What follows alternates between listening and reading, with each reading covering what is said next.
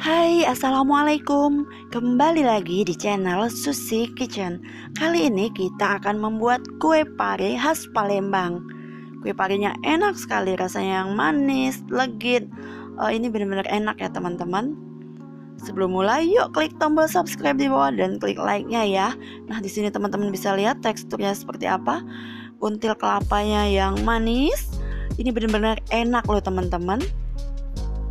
Rasanya juga enak banget. Oke, untuk cara pembuatannya yuk kita simak step selanjutnya ya. Nah, di sini saya akan membuat until kelapa. Saya udah beli kelapa di pasar. Ini dari setengah butir kelapa. Kemudian 150 gram gula merah. Kemudian saya tambahkan gula pasir. Di sini gula pasirnya segini ya teman-teman, 1 centong biar manis lah. Nah, ini kemudian akan kita masak di atas api sedang. Oh iya, tambahkan garam biar lebih enak. Jika teman-teman suka bisa tambahkan vanili ya. Kemudian tambahkan air sekitar 50 ml. Semua bahan ini diaduk dan dimasak di atas api sedang cenderung kecil. Jadi ini membuatnya yang instan ya, yang mudah, jadi praktis ya enggak. Biasanya kan saya membuat until kelapa itu dipisah terlebih dahulu, kita rebus terlebih dahulu gula merahnya sama air. Tapi ini enggak, langsung kita jadiin satu, kemudian kita aduk-aduk. Jadilah kayak gini cara membuat until kelapa yang praktis ya. Ini akan berubah warnanya. Nah, ini sekitar udah 5 menit lebih, warnanya udah berubah. Oh iya teman-teman, gunakan gula merah yang bersih ya, biar kita nggak payah. Kalau yang kotor itu kan mesti disaring. Nah, kalau bersih itu bisa langsung kayak gini teman-teman. Nah, ini setelah 10 menit lebih, hasilnya seperti ini, berair sedikit, tapi nggak apa-apa, kita akan masaknya sampai benar-benar kering dan nggak mengeluarkan air ya teman-teman. Ini hasilnya manis banget, enak loh teman-teman. Ini manisnya pas, warnanya cantik. Nah, ini mulai kering, until kelapanya udah mulai kering. Ini udah siap kita gunakan dan kita matikan api, dinginkan dulu terlebih dahulu ya teman-teman pastinya. Nah, selanjutnya kita akan membuat adonan untuk parenya sendiri. Masukkan 300 ml air. Kemudian masukkan santan kara atau santan kelapa boleh ya. Di sini saya menggunakan santan kara saja yang mudah. Lalu tambahkan garam.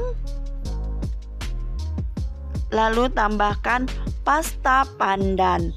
Jika teman-teman nggak suka pasta pandan, bisa langsung gunakan jus pandan ya. Jadi pandannya di jus, ambil sarinya, dan akan menghasilkan warna hijau dan wangi pastinya ya. Tapi di sini saya menggunakan pasta pandan saja, karena saya nggak punya pandan dan sulit sekali untuk mendapatkan pandan di sini.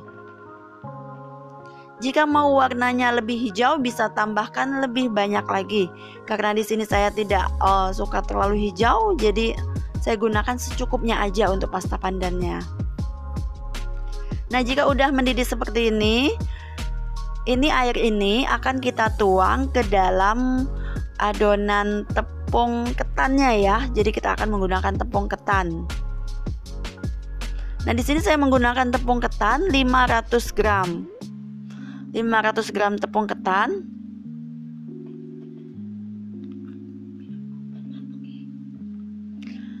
Nah, 500 tepung ketan ini akan kita tuang dengan air yang udah kita masak tadi ya. Adonan yang udah kita masak tadi. Ini masih benar-benar panas, kita tuang panas-panas kayak gini. Nah, kita tuang semuanya. Jika terasa nggak mengental gitu, ngulen, ini sepertinya kebanyakan air ya teman-teman. Jika kebanyakan air seperti ini, teman-teman bisa tambahkan tepung terigu. Tepung terigu sekitar 2 sendok makan atau lebih ya. Nah, ini enggak semua tadi saya masukkan, ternyata masih ada sisa dari tepung ketan tadi. Ini kita tambahkan kembali karena sepertinya agak encer ya teman-teman. Sebaiknya masukin airnya sedikit-sedikit terlebih dahulu, jangan kayak saya tadi langsung banyak kayak gitu, jadinya kayak gini.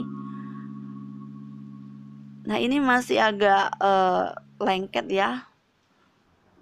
Sebaiknya diulein pakai tangan karena panas, jadi saya pakai sendok deh. Nah ini bisa kita tambahkan ini ya teman-teman, tambahkan terigu 2 sendok makan aja biar, nah kan lengket teman-teman. Kita tambahkan terigu ya nanti. Kita aduk terlebih dahulu, nanti aja terakhir aja masukin terigunya. Nah setelah ditambahkan terigu, hasilnya seperti ini. Langsung kita bentuk ya teman-teman. Jangan lupa untuk mencuci tangan terlebih dahulu biar higienis. Tadi saya sudah cuci tangan dengan bersih, tapi hijau dari pasta pandan tadi nggak hilang teman-teman. Tapi nggak apa-apa kok. Nah ini kita masukkan until kelapanya. Kemudian akan kita bentuk seperti pare. Karena di sini akan dinamai kue pare, jadi bentuknya pastinya kayak kue pare ya. Kita gunakan, aduh patah, tuh kan jatuh. Kita gunakan tusuk gigi atau lidi. Kita bentuk seperti ini sisi-sisinya. Kemudian akan terbentuk seperti kue pare. Lalu kita tusuk-tusuk menggunakan garpu ya. Oke, lakukan hal seperti ini sampai semua adonan habis. Nah, jadilah kue pare. Walaupun tidak menyerupai banget, tapi ya lumayan lah ya.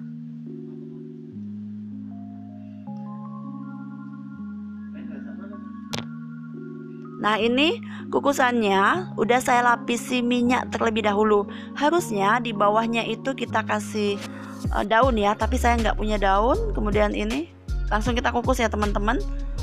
Kukusnya seperti ini sekitar 15 menit.